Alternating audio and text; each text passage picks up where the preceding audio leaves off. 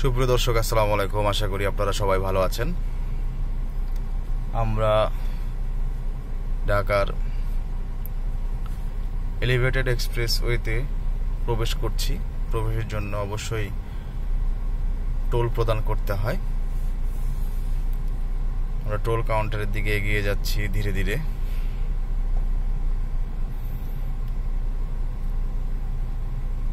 এবং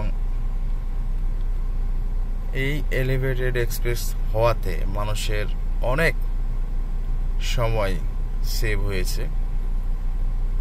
খুব অল্প সময়ে গন্তব্যে পৌঁছাতে পারে।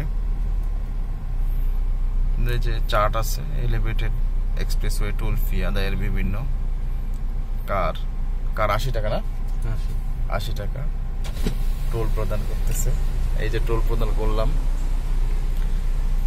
এবং আমাদের টোল প্রদান করা হয়ে গেছে। আমরা এলিভেটেড এক্সপ্রেসওয়ে দিয়ে আমাদের গন্তব্যের জন্য রওনা হয়ে গেলাম।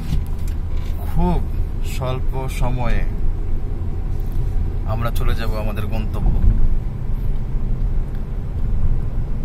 আমরা যেই জায়গায় যাচ্ছি, যখন এলিভেটেড এক্সপ্রেসওয়ে ছিল না,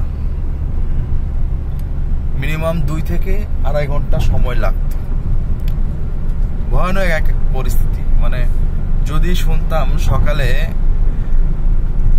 বনানী বা মতিঝিল বা ফার্মগেট বা বিজয় সরণি যাওয়া লাগবে, মানে সেদিন আর সারাদিনের কাজ করা লাগতো না। ওটাকে আমরা পোস্টপোন করে পরের দিন নিয়ে যেতাম। মানে সকাল 7টায় রওনা দিতাম 10টার মিটিং অ্যাটেন্ড করার জন্য। এমন ভয়ানক পরিস্থিতি ছিল। যাক, আলহামদুলিল্লাহ সেই ভয়ানক পরিস্থিতি থেকে আমরা মুক্তি পেলাম। এখন এখান থেকে বিজয় সরণি যেতে কতক্ষণ সময় লাগে?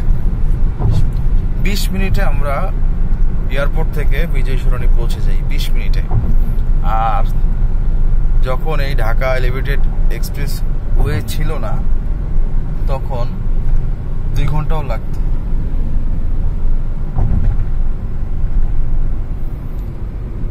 প্লেন যাচ্ছে,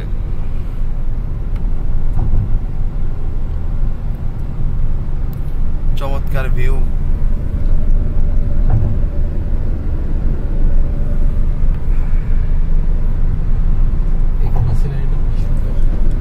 চমৎকার দৃশ্য, বিভিন্ন লুক রয়েছে, দেখতেও ভালো লাগছে। প্রাকৃতিক পরিবেশ।